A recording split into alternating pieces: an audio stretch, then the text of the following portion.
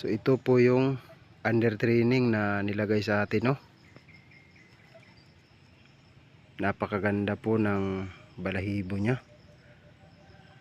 Dito po to nilagay ng kasamahan po natin na isa po ring hunter, no? Di niya po to